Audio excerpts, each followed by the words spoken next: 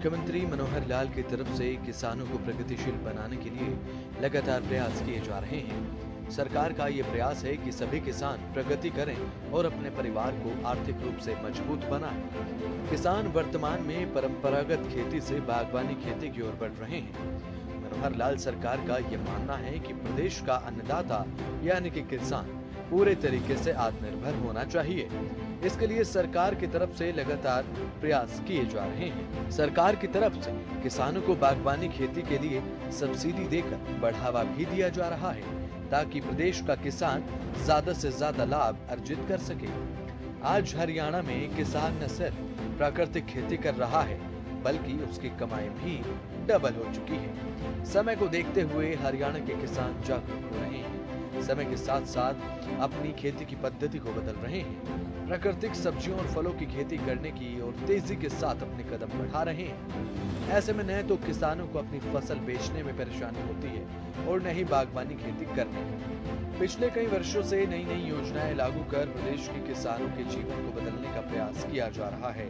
हरियाणा के किसान अब सामान्य खेती से दूरी बनाते हुए आधुनिक खेती और बागवानी खेती की तरफ बढ़ रहे हैं। किसान अब समझ चुके हैं कि सामान्य खेती में मुनाफा कम और लागत ज्यादा है, जबकि आधुनिक तरीके से खेती करने में मुनाफा ज्यादा आता है और लागत बेहद कम। मनोहर सरकार ने कृषि क्षेत्र में अब जो विभिन्न तरीके की योजनाएं किसानों के हित में चलाई, उनका लाभ किसानों को भली भांति मिल रहा है। उनसे किसानों को सीधा मुनाफा हो रहा है। इसके अलावा बागवानी और आधुनिक खेती करने पर मनोहर सरकार की तरफ से किसानों को सब्सिडी भी दी जा रही है। आधुनिक खेती के बारे में किसानों को प्रशिक्षण देने पर भी सरकार का अहम फोकस है, जिससे किसानों को सीधे तौर पर लाभ मिल रहा है। हरियाणा के प्रगतिशील किसान अब ये मान चुके हैं कि आधुनिक खेती के जरिए फसल उगाने में लागत कम आती है। बागवानी में लागत कम और मुनाफा ज्यादा होता है। यानी कि परंपरागत खेती के मुकाबले अगर बात की जाए तो बागवानी में ज्यादा मुनाफा है। कुछ किसान आधुनिक तरीके से खेती कर मोटा मुनाफा कमा रहे हैं। वो किसानों के हित में है, जो सरकार कदम उठा रही है। तो वही बात अगर इसी कड़ी में हरियाणा के सिरसा जिले की करें, तो जिला सिरसा के रहने वाले नरेंद्र एक ऐसे प्रगतिशील किसान हैं जो कि बागवानी से लाभ ले रहे हैं। उनका मानना है कि इसमें पानी की खपत कम होती है, जिससे पानी की बचत होती है और खर्चा भी कम आता है। दूसरी खेती है परंपरागत, लोग बरसों से करते आ रहे हैं जी गेहूं, धान, दूसरी जो फसलें हैं जी नरमा, कपास की, उसके कंपैरिजन ये फसल लाभदायक है, नुकसानदायक है, कैसे है? ये लाभदायक है सर। उसकी बजाय तो इसमें यील्ड जो है वो ज्यादा आती है और ये एक इसको बार बार लगाने का उखाड़ने का झंझट नहीं रहता है। परंपरागत खेती को हम 6 महीने में मतलब हमें 5 से 6 महीने के अंदर उसको निकालना होता है, हार्वेस्ट करना होता है। उसके बाद में नई क्रॉप डलती है। इसको एक बार लगाने के बाद ऐसा है कि इसकी 30 से 35 साल इसकी लाइफ बता रहे हैं। वो जो पेड़ का जीवन है वो 35 साल का है। तो बार बार एक तो लगाने का उखाड़ने का झंझट नहीं है। तो ये, और दूसरा जो प्रॉफिटेबल इसलिए है कि ये 5 साल बाद से लेके 35 साल तक लगातार जैसे जैसे मैच्योर होता जाएगा, जैसे आज के दिन इस पेड़ के ऊपर अगर 60 से 70 किलो माल है, तो ये धीरे धीरे बढ़ता बढ़ता बढ़ता जैसे 10 साल की उम्र में जाएगा तो ये 2 क्विंटल से 3 क्विंटल की एवरेज निकालेगा। और हो सकता है ज़्यादा बड़ा पेड़ होने पे ये 4 क्विंटल भी पर पेड़ के हिसाब से निकाले। अगर हमारे को 15 रुपये पर केजी के हिसाब से मिले तो हमारे को 6,000 रुपये के पेड़ की इनकम हो सकती है।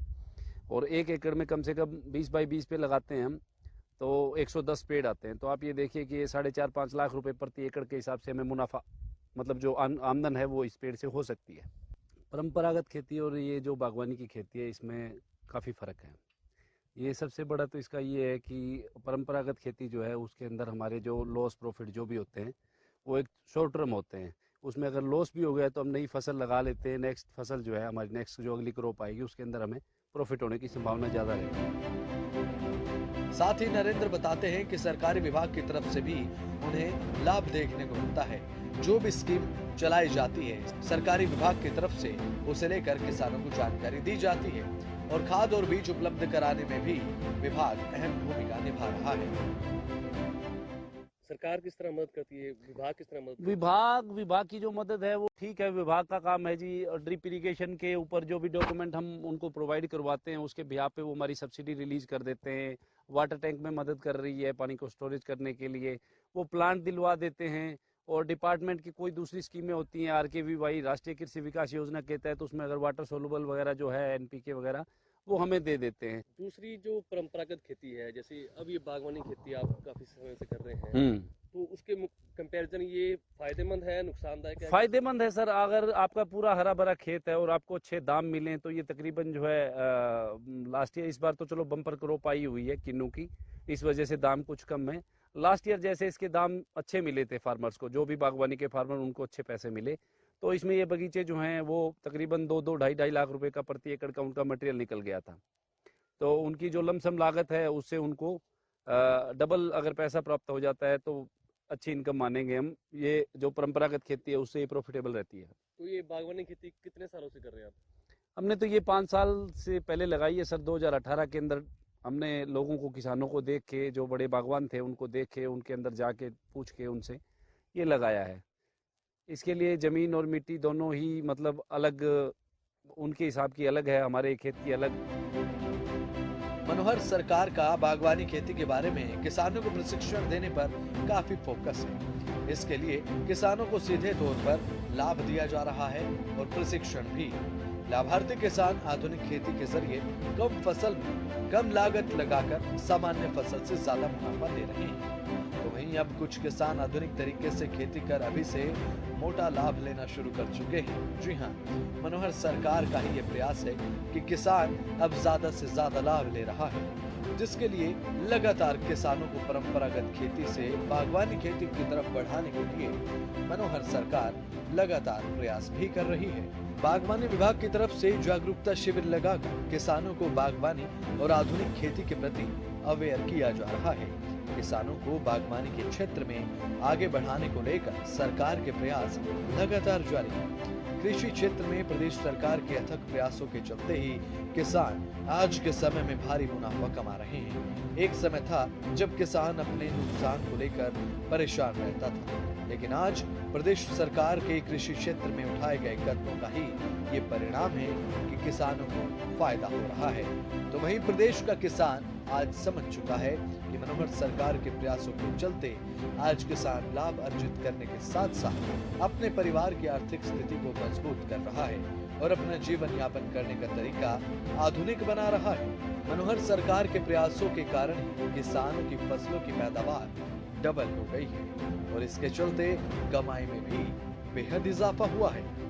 यही कारण है कि किसानों के लिए किए गए कामों का असर अब जमीनी स्तर पर अर्थात धरातल पर दिखाई देने लगा है। किसानों को परंपरागत खेती से आधुनिक खेती और बागवानी की तरफ बढ़ाने के लिए मनोहर सरकार की तरफ से सब्सिडियां भी दी जाती हैं। इससे किसान अब नुकसान के डर से भी भय मुक्त हो चुका है।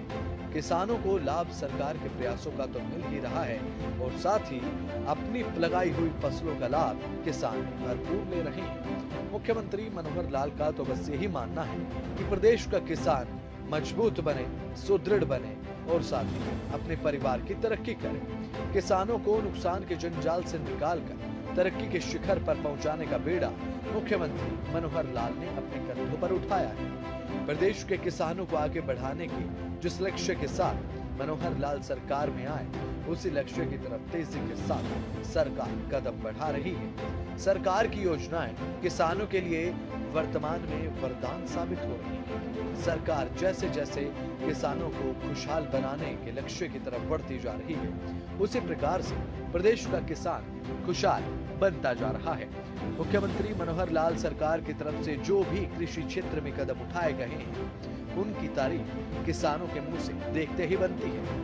प्रदेश के किसानों का मानना है कि मनोहर लाल जब से सरकार में आए, जब से किसानों के हित में उन्होंने अनगिनत काम किए और इन्हीं कामों के चलते किसान आज लाभ ले रहे हैं।